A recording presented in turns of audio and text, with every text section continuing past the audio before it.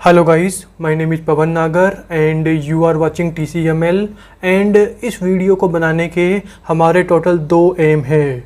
And जो पहला M है वो है कि 3 बोनी पॉइंट रिलेशनशिप, इस टॉपिक को बिल्कुल टिप्स पे करना। एंड जो सेकंड एम है वो है कि यार जो हमारा फर्स्ट टॉपिक है ना 3 बोनी पॉइंट रिलेशनशिप, इस टॉपिक के पैरेलल हम और कौन कौन से क्लिनिकल्स एकदम ईजीली समझ सकते हैं। एंड जो हमारा सेकंड एम है उसके अंदर हम टोटल 4 चीज़ें पढ़ेंगे। और वो 4 चीज़ें कौन सी होगी? सबसे पहले हम पढ़ेंगे गोल्फर्स एल्बो, उसके बाद हम पढ़ेंगे टेनिस एल्बो, थर्ड नंबर पे हम पढ़ेंगे स्टूडेंट्स एल्बो, एंड चौथे नंबर पे हम पढ़ेंगे पुल्ड या फिर बोल दीजिए नर्स मेड एल्बो। ओके, देखिए जो सेकंड एम है इसकी वीडियो नेक्स्ट होगी। इस वीडियो के अंदर हम ओनली 3 बोनी पॉइंट रिलेशनशिप इसकी बात कर रहे हैं। एंड इन दिस वीडियो हम आपसे बात करेंगे 3 बोनी पॉइंट रिलेशनशिप के ऊपर। एंड देखिए नाम से ही सब कुछ क्लियर है कि 3 बोनी पॉइंट होंगे। एंड ऑफ कोर्स यार अगर 3 बोनी पॉइंट होंगे तो मुझे बोन्स की बात करनी पड़ेगी। एंड मुझे कौन सी बोन्स की बात करनी है? वो बोन्स जो हमारे एल्बो जॉइंट के अराउंड होती है। मतलब मुझे रेडियस की बात करनी है, मुझे अल्ना की बात करनी है और मुझे ह्यूमरस की बात करनी है। ओके, एंड अब हम आते हैं 3 बोनी पॉइंट पर कि यार इन बोन्स के अंदर वो 3 बोनी पॉइंट कौन कौन से होते हैं। तो देखिए सबसे पहले मैं बनाता हूँ यहाँ पे एल्बो जॉइंट। तो ये हो गया हमारा एल्बो जॉइंट। एंड देखिए 3 बोनी पॉइंट्स में जो सबसे पहला पॉइंट होता है वो होता है हमारा मीडियल एपिकोंडाइल ऑफ ह्यूमरस, दूसरा होगा lateral epicondyle of humerus, and जो तीसरा होता है वो होता है हमारा olecranon process of ulna bone. देखिए आप रेडियस अल्ना में कंफ्यूज मत होना। रेडियस का फर्स्ट वर्ड क्या होता है? आर। आर मतलब राउंड। तो देखिए आपको यहाँ पर गोल गोल राउंड राउंड दिख रहा है, तो this is radius, this is ulna. ये अल्ना क्यों है? अल्ना का फर्स्ट वर्ड क्या होता है? यू। यू यानी कि यू शेप। तो देखिए इसका अपर एंड यू शेप है, तो this is ulna. Overall new है कि रेडियस का अपर एंड राउंड होता है, अल्ना का अपर एंड यू शेप होता है। तो अब कन्फ्यूजन मत होना। तो ये हो गया। तो मैंने 3 बोनी पॉइंट की बात कर ली। एंड मैं दोबारा वही रिलेशनशिप बनाता हूँ। तो ये एल्बो जॉइंट हो गया। एंड अब आप खुद देखिए, देखिए ये क्या है? This is the anterior view of elbow joint. देखिए आप अभी यहाँ पर ये क्या देख रहे हैं? This is the anterior view of elbow joint, या फिर बोल दीजिए क्यूबाइटल फोसा वाला व्यू। क्योंकि यार ये क्या होता है? क्यूबाइटल फोसा ये आगे की साइड होता है। ओके, तो क्यूबाइटल फोसा या बोल दीजिए anterior view of elbow joint. And anterior क्यों है? इसके लिए आप ऊपर की तरफ आइए। देखिए this is greater tubercle, lesser tubercle. इन दोनों ट्यूबरकल के बीच क्या होती है? इंटर ट्यूबरकुलर सल्कस, जिसे हम क्या बोलते हैं? Bicipital groove. ओके, फिर आप इसका कंटेंट पढ़ते हो। तो ओवरऑल ये क्या हुआ? Anterior view of elbow joint. And अगर मैं एल्बो जॉइंट को पीछे की तरफ से देखूं तो ये क्या होगा? This is the posterior view of elbow joint, जो आप अभी देख रहे हैं। एंड देखिए जो 3 बोनी पॉइंट रिलेशनशिप होती है ना, और इसके अंदर जो 3 बोनी पॉइंट होते हैं वो अच्छे से कब दिखेंगे? जब हम हमारे एल्बो जॉइंट को पीछे की तरफ से देखेंगे। क्योंकि आपको पता हो तो ओलेकैनोन प्रोसेस है ये पीछे की तरफ प्रेजेंट होता है। आप खुद देखिए अपनी यहाँ पे देखिए ये पॉइंटेड चीज़ है, यही क्या है? मेरा ओलेकैनोन प्रोसेस है। एंड ये कहाँ होता है? पीछे की तरफ होता है।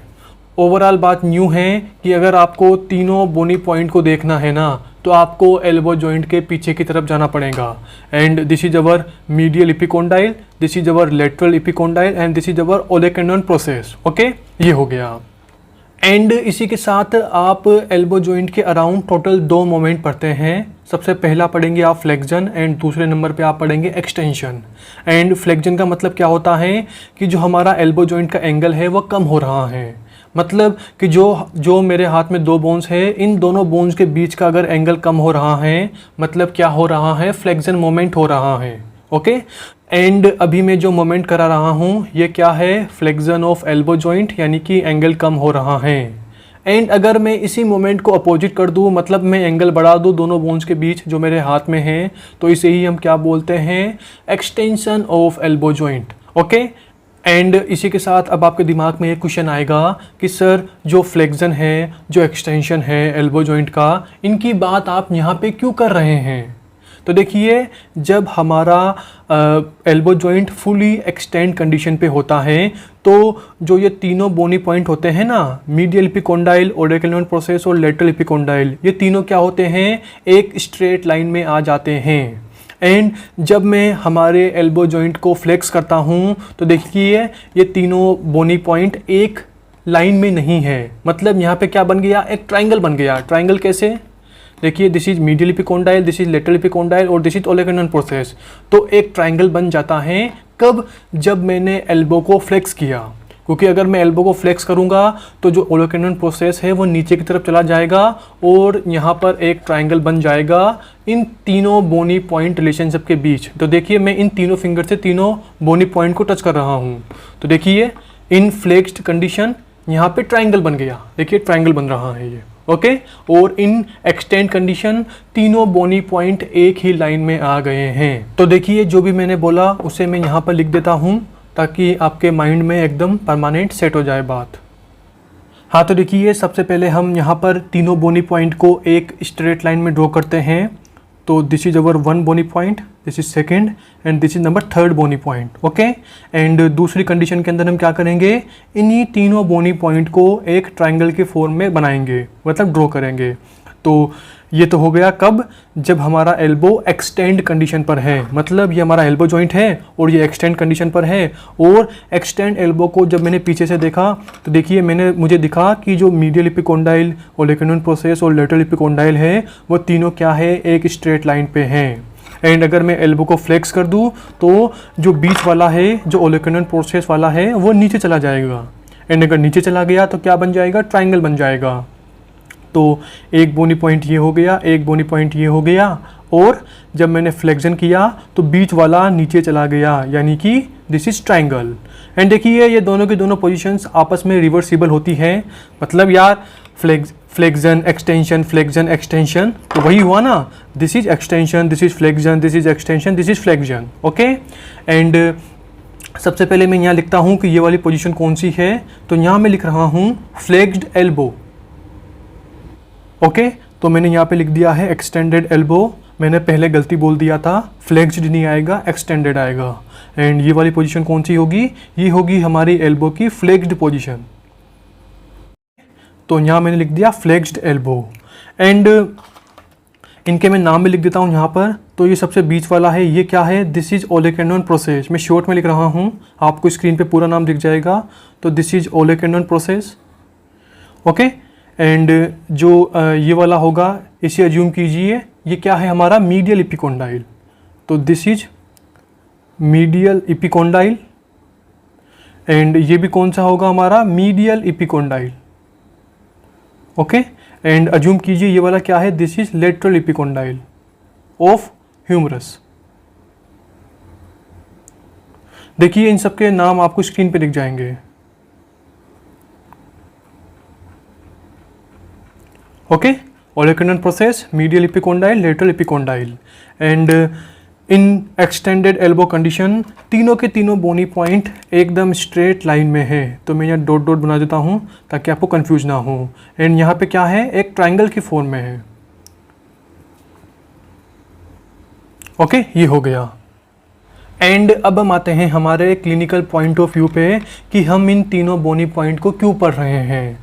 तो देखिए सीधी सी बात है कि हम इन्हें कहाँ पढ़ते हैं, एल्बो जॉइंट के अराउंड, मतलब कि एल्बो जॉइंट के अराउंड अगर कोई भी लफड़ा हुआ ना तो उस लफड़े में हमारे लिए ये तीनों बोनी पॉइंट बहुत ही ज़्यादा इंपॉर्टेंट साबित होंगे डायग्नोसिस बनाने के लिए। डायग्नोसिस मतलब कि कोई बंदा एल्बो जॉइंट के आसपास का फ्रैक्चर लेके आया तो हम क्या करेंगे, उसमें तीनों बोनी पॉइंट को देखेंगे कि उस बंदे के अंदर ये तीनों बोनी पॉइंट मेंटेन है या नहीं है। मतलब कि जब एल्बो को एक्सटेंड करेंगे तो तीनों बोनी पॉइंट एक स्ट्रेट लाइन में है या नहीं है। एंड जब हम एल्बो को फ्लेक्स्ड करेंगे तो तीनों बोनी पॉइंट ट्राइंगल की फॉर्म में है या नहीं है। क्योंकि यार आप खुद सोचिए कि कोई बंदा मीडियल इपिकोंडाइल का फ्रैक्चर लेके आपके पास आया तो ओवरऑल क्या हुआ कि जो मीडियल इपिकोंडाइल का जो बोनी पॉइंट है वो डिस्टर्ब हो गया, या तो आगे चला जाएगा या पीछे चला जाएगा या ऊपर चला जाएगा नीचे चला जाएगा। ओवरऑल न्यू है कि in the case of medial epicondyle fracture जो हमारा ये 3 बोनी पॉइंट रिलेशनशिप है ये मेंटेन नहीं रहेगा, बिगड़ जाएगा। उसी के साथ आप सोचिए कि जो हमारा लेटरल कॉन्डाइल है अगर इसमें कोई भी फ्रैक्चर हो गया तो क्या होगा, हमारा जो 3 बोनी पॉइंट रिलेशनशिप है ये मेंटेन नहीं रहेगा। एंड उसी के साथ तीसरा वाला क्या है, हमारा ओलेकनन प्रोसेस। अगर इसमें कोई भी फ्रैक्चर हुआ तो हमारा 3 बोनी पॉइंट रिलेशनशिप मेंटेन नहीं रहेगा। एंड उसी के अराउंड आप एक और फ्रैक्चर पढ़ते हो जिसे हम बोलते हैं इंटरकॉन्डाइलर फ्रैक्चर। मतलब मीडियल कॉन्डाइल और लेटरल कॉन्डाइल, दोनों कॉन्डाइल के बीच में अगर कोई भी फ्रैक्चर हो गया तो उसे हम बोलेंगे इंटरकॉन्डाइलर फ्रैक्चर। एंड आपको सोचिए कि अगर बीच में से हमारी ह्यूमरस बोन टूट गई, इंटरकॉन्डाइलर फ्रैक्चर हो गया, तो दोनों के दोनों मीडियल और लेटरल दोनों के दोनों बोनी पॉइंट मेंटेन नहीं रहेंगे। ओवरऑल न्यू है कि इंटरकॉन्डाइलर फ्रैक्चर के अंदर भी तीनों बोनी पॉइंट मेंटेन नहीं रहेंगे। And last and final condition क्या है, हमारा एल्बो जॉइंट का डिसलोकेशन, कि अगर हमारी जो अल्ना है ये डिसलोकेट होकर पीछे की साइड चली गई तब भी क्या होगा, हमारा तीनों बोनी पॉइंट मेंटेन नहीं रहेंगे।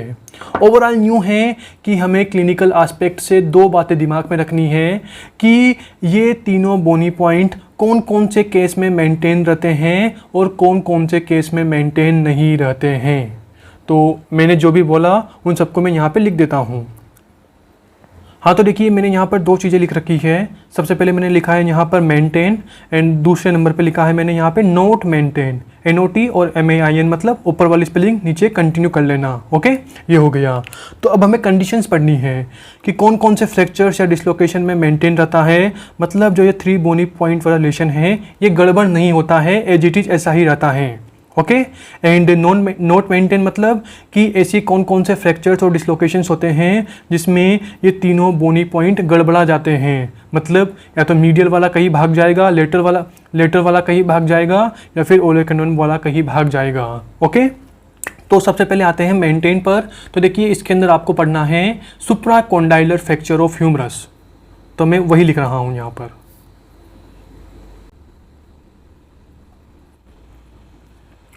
तो मैंने यहाँ लिखा है सुप्राकॉन्डाइलर फ्रैक्चर ऑफ ह्यूमरस। आपको स्क्रीन पे पूरा नाम दिख जाएगा। इस कंडीशन के अंदर ये तीनों बोनी पॉइंट में कोई भी लफड़ा नहीं होता है, एज इट इज ऐसे के ऐसे ही जैसा नॉर्मल होता है वैसे ही रहते हैं। एंड नोट मेंटेन, कौन कौन से में मेंटेन नहीं रहते हैं, तो देखिए 3 तो यही हो गए, मीडियल एपिकोंडाइल का फ्रैक्चर, लेटरल कॉन्डाइल का फ्रैक्चर और ओलेकनन प्रोसेस का फ्रैक्चर। ओके, तो जो भी मैंने बोला पहले मैं लिख देता हूँ, फिर मैं बाद में एक्सप्लेन कर दूंगा।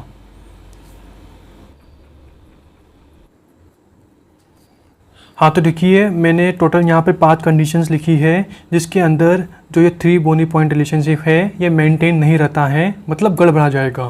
एंड 5 कौन सी है, intercondylar fracture, lateral condylar fracture, hashtag का मतलब क्या है fracture, medial epicondylar fracture, elbow joint dislocation, olecranon process fracture. Okay, तो ये 5 कंडीशंस होती है जिसमें मेंटेन नहीं रहा। एंड ये तीनों क्या है, मेंटेन नोट मेंटेन, तो इसको आगे यहाँ पे कंटिन्यू कर लेना।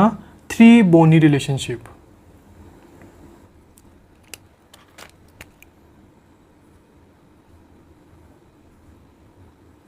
हाँ तो देखिए मैंने यहाँ पे लिख दिया है 3 बोनी पॉइंट रिलेशनशिप, कौन कौन से केस में मेंटेन रहती है, कौन कौन से केसेस के अंदर मेंटेन नहीं रहती है। एंड देखिए जितनी भी चीज़ें मैंने यहाँ पे लिख रखी है, इस पेज के अंदर लिख रखी है, इनमें से कोई भी चीज़ रटने की नहीं है, सारी चीज़ समझने की है। ओके, एंड मैं आपको एक बार इन सारे केसेस को दोबारा क्लियर कर देता हूँ ताकि आपको रटना ना पड़े। हाँ तो देखिए अब हम आते हैं समझने के ऊपर। और देखिए एक बात मैं बताना भूल गया, और वो ये है कि जितने भी फ्रैक्चर और डिसलोकेशन मैंने लिख रखे हैं ये सारे सीक्वेंस से हैं, अप टू डाउन सारे सीक्वेंस से हैं। मतलब क्या कि सुप्राकॉन्डाइलर फ्रैक्चर ऑफ ह्यूमरस तो ऑफकोर्स यहाँ मिलेगा, उसके बाद इंटरकॉन्डाइलर फ्रैक्चर तो दोनों कॉन्डाइल्स के बीच में मिलेगा, लेटरल कॉन्डाइलर फ्रैक्चर मतलब ये वाला कौन सा होगा, लेटरल कॉन्डाइलर, तो यहाँ मिलेगा। मीडियल एपिकॉन्डाइलर फ्रैक्चर मतलब इधर मिलेगा। उसके बाद देखिए लेटरल और मीडियल एपिकॉन्डाइल, उनके बाद क्या आएगा, हमारा जॉइंट आएगा। ओके, तो वही लिख रखा है मैंने, एल्बो जॉइंट का डिसलोकेशन। एंड एल्बो जॉइंट के बाद फिर मैंने नीचे क्या लिख रखा है, ओलेकनन प्रोसेस का फ्रैक्चर। ओके, मतलब सीक्वेंस से है। एंड अब हम आते हैं हमारे नंबर फर्स्ट वाले, यानी कि सुप्राकॉन्डाइलर फ्रैक्चर ऑफ ह्यूमरस। अब आप खुद सोचिए भाई कि ये दोनों क्या है, these are the 2 condyle of humerus. Okay, and इन कॉन्डाइल्स के ऊपर यहाँ पर कहीं सुप्राकॉन्डाइलर फ्रैक्चर होगा। ओके, एंड अब आपको सोचिए कि अगर यहाँ पर कहीं सुप्राकॉन्डाइलर फ्रैक्चर हुआ तो भाई ये तीनों bony point medial epicondyle, lateral epicondyle और ओलेकुनन प्रोसेस, इन तीनों में तो कोई भी लफड़ा नहीं हुआ ना, हड्डी तो यहाँ से टूटी है ना। ओवरऑल न्यू है कि सुप्रा कॉन्डाइलर फ्रैक्चर के अंदर जो हमारा 3 बोनी पॉइंट रिलेशनशिप है वो मेंटेन रहता है, रटना मत। एंड अब हम आते हैं हमारे सेकंड वाले यानी कि इंटर कॉन्डाइलर फ्रैक्चर के ऊपर। तो आपको सोचिए कि ये क्या है, this is medial condyle, this is lateral condyle. इन दोनों कॉन्डाइल्स के बीच में यहाँ पे कहीं हमारी ह्यूमरस टूट गई, ऐसे ह्यूमरस टूट गई। एंड अगर इंटर कॉन्डाइलर फ्रैक्चर हुआ तो जो हमारा लेटरल वाला है और जो मीडियल वाला है वो दोनों बोनी पॉइंट मेंटेन नहीं रहेंगे, आगे चले जाएंगे या पीछे चले जाएंगे या ऊपर चले जाएंगे, नीचे चले जाएंगे, मतलब कहीं ना कहीं चले जाएंगे, मेंटेन नहीं रहेंगे। इसीलिए मैंने यहाँ पर लिखा है कि इंटरकॉन्डाइलर फ्रैक्चर के अंदर तीनों बोनी पॉइंट मेंटेन नहीं रहते हैं।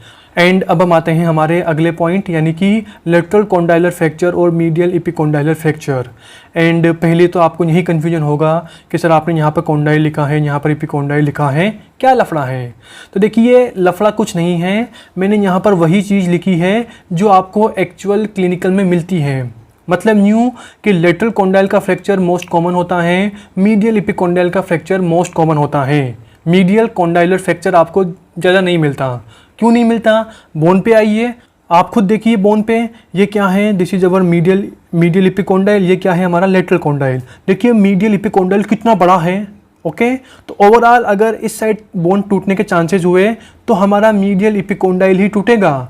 मीडियल कॉन्डाइल के टूटने के चांसेस बहुत कम होते हैं क्योंकि मीडियल इपिकॉन्डाइल देखिए कितना उभरा हुआ है, इसीलिए मैंने लिखा है मीडियल इपिकॉन्डाइल फ्रैक्चर। इधर की साइड देखिए, इधर की साइड का जो इपिकॉन्डाइल होता है वो बहुत ही छोटा होता है।